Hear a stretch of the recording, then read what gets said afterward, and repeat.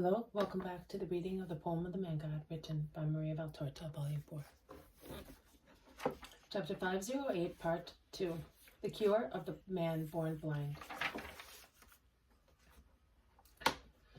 Will you go, Andrew?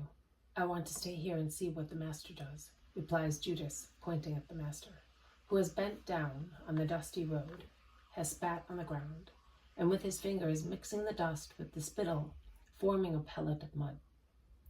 While Andrew, who is always obliging, goes to get the blind man, who is about to turn into the narrow street where the house of Joseph of Sepphoris is. Jesus spreads the mud on both forefingers and remains thus, with his hands raised, as priests hold them at Holy Mass, at the Gospel or at the Epistle. Judas withdraws from his place, saying to Matthew and Peter, "Since you are not very tall, come here and you will see better." And he stands at the back, almost concealed by the sons of Alphaeus and by Bartholomew, who are tall. Andrew comes back holding by the hand the blind man, who is anxiously repeating, "I don't want money, let me go. I know where the man named Jesus is, and I'm going to ask." "This is Jesus. He is here, in front of you," says Andrew, stopping in front of the master. Jesus, contrary to his usual habit, does not ask the man anything. He at once spreads the little mud, which he has on his forefingers, on the closed eyelids and says, "And now go, as quickly as you can, to the pool of Siloam, and do not stop to speak to anybody." The blind man, his face soiled with mud, remains perplexed for a moment, and moves his lips to speak. He then closes them and obeys. His first steps are slow, as if he were pensive or disappointed. Then he quickens his pace, grazing the wall with his stick, walking faster and faster, as far as it is possible for a blind man, as if he felt being guided. The two men of Jerusalem laugh sarcastically, shaking their heads and go away. Joseph of Arimathea, and this amazes me, follows them without even a word of greeting to the master, retracing his steps, that is, going towards the temple, whilst he was coming from that direction. Thus the blind man, the two men, and Joseph of Arimathea go towards the southern part of the town, while Jesus goes westwards, and I lose sight of him, because the Lord wants me to follow the blind man and his followers. After passing through Bezetha, they all enter the valley which lies between Moriah and Zion. I think that in the past I have heard it being called Tyropoion. Tyropoion. They go along it as far as Ophel. They walk round it. They come out on the street leading to the Siloam pool, always in the following order. First, the blind man, who must be well known in that quarter of common people. Then the two men. Last, at some distance, Joseph of Arimathea. Joseph stops near a poorhouse, and he is half hidden by a box hedge that sticks out surrounding the little kitchen garden of the poorhouse.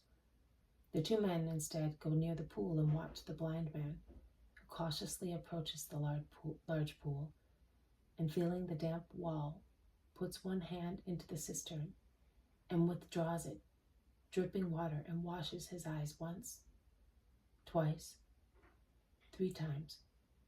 At the 3rd time, he drops his stick and presses his face with the other hand, uttering a cry which sounds like a painful one. He then removes his hands slowly, and his previous painful cry changes into a shout of joy. "Oh, Most High, I can see!" And he throws himself on the ground, overwhelmed with emotion, his hands shielding his eyes and pressing his temples, anxious to see but troubled by the light. And he repeats, "I can see! I can see! So this is the earth, and this is the light. This is the grass which I knew only through its coolness." He stands up and stoops, like one carrying a weight, his weight of joy. He goes to the stream of the overflowing water and looks at it flowing brightly and joyfully. And he whispers, And this is the water. There you are. That's how I felt it with my fingers. He dips his hand into it. It is cold and cannot be held. But I did not know you. Ah, beautiful. Beautiful. How beautiful everything is. He looks up and sees a tree. He approaches it, touches it, stretches out a hand, draws a little branch to himself, looks at it and laughs. Laughs!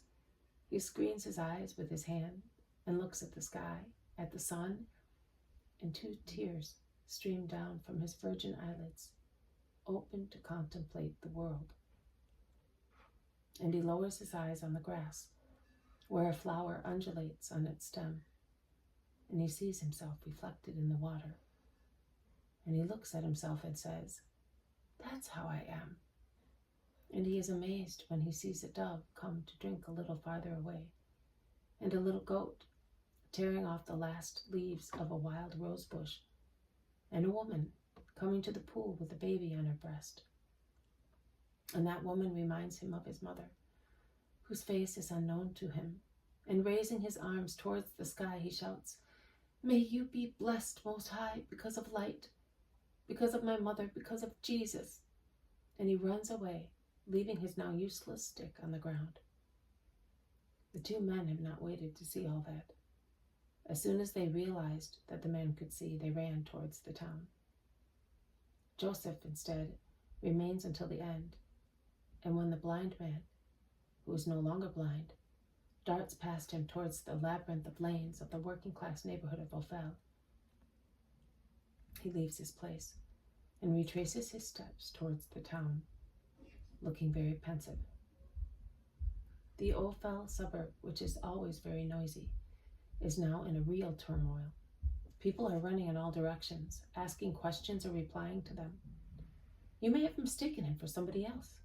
No, I am sure. I spoke to him, saying, "But is it really you, Sidonion, nicknamed Bartolome?" And he replied, "It's me." I wanted to ask him how it happened, but he ran away. Where is he now? He is certainly with his mother. Who has seen him? Asked some people who have just arrived. I did, replied many. But how did it happen? I saw him running without his stick, with 2 eyes in his face, and I said, "Look, Bartholomew would be like that if..." I tell you that I am still trembling. He came in shouting, "Mother, I see you." A great joy for his parents. He will now be able to help his father and earn his food. That poor woman, she was so overwhelmed with joy that she was not feeling well. Oh, there is one thing. I had gone to ask for some salt, and let us go and hear the man himself. Joseph of Arimathea is caught in the uproar, and I do not know whether out of curiosity or spirit of imitation, he follows the crowd and ends up in a blind alley, which would lead to the Kidron if it continued. The people crowd there, overcoming with their voices the rustling noise of the water of the torrent, swollen with the autumn rains. And Joseph arrives there when, from another lane joining with this one, the 2 men previously mentioned come with 3 more, a scribe, a priest, and another one, whom I cannot identify by his garments. They elbow their way through the crowds, arrogantly, and they try to enter the house crammed with people.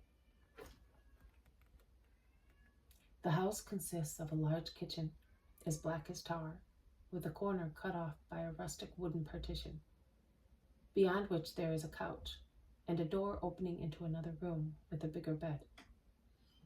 Through a door on the opposite wall, one can see a small kitchen garden, only a few square meters large, that is all. The cured blind man is speaking, leaning on a table, replying to those asking him questions. All poor people like himself, the common people of Jerusalem, of this suburb, which is perhaps the poorest in town. His mother is looking at him, standing beside him, and is weeping, drying her tears with her veil. His father, a man worn out by work, is rubbing his beard with a shaky hand.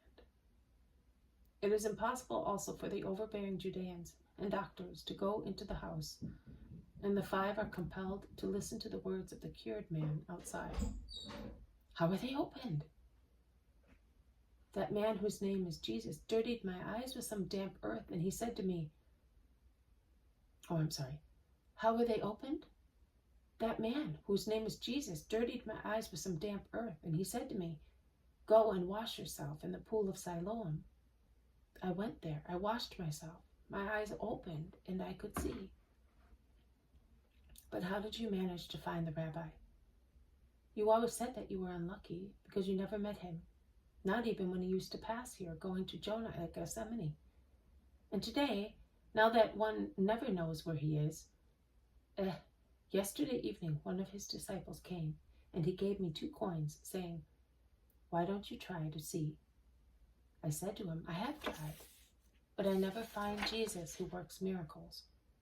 I have been looking for him since he cured Analea, a girl of my suburb. But if I come here, he is there. And he said to me, I am one of his apostles, and he does what I want. Come to Pt2-The tomorrow and look for the house of Joseph the Galilean, the one who sells dried fish.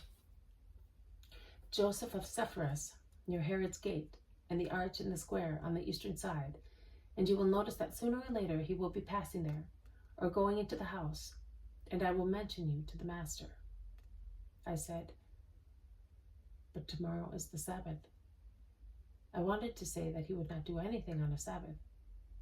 He replied to me, if you want to be cured, that is the day, because afterwards we are leaving the town, and you do not know whether you will ever meet him again. I said also, I know that they are persecuting him. I heard about it at the gates of the temple enclosure where I go to beg. So I say that now that they persecute him, he will be less willing to be persecuted, and he will not cure me on a Sabbath. And he replied, do as I tell you, and on a Sabbath you will see the sun. And I went. Who would not have gone when one of his apostles said so? He also said to me, I am the one to whom he listens most. And I came specially because I feel sorry for you, and because I want his power to be displayed brightly after they despised him. You who were born blind will make it shine. I know what I am saying. Come, and you will see. And I went, and I had not arrived at Joseph's house when a man took me by the hand. But by his voice I knew that he was not the man who spoke to me yesterday.